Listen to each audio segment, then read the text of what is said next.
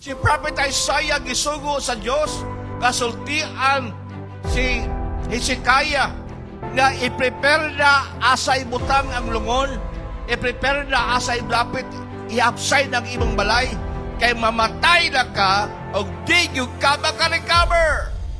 Hezekiah turned his face to the wall and prayed to the Lord. O sa gihimo ni Hezekiah, my son, gainan siya na impastar na ang imong balay kay ikaw mamatay na sa imong sakit o di na ka makarecover.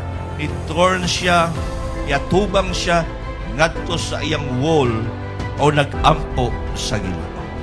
Hezekiah mao ang the best example na kumuabot man ang delikadong kinabuhi sa atong kinabuhi.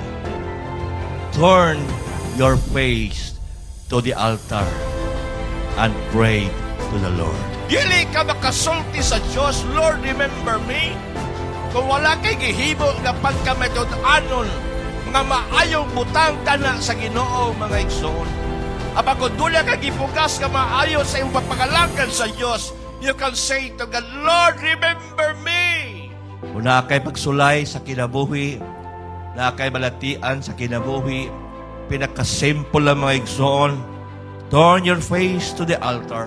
Pray and recall all God's faithfulness nganha kanimo mga igsoon.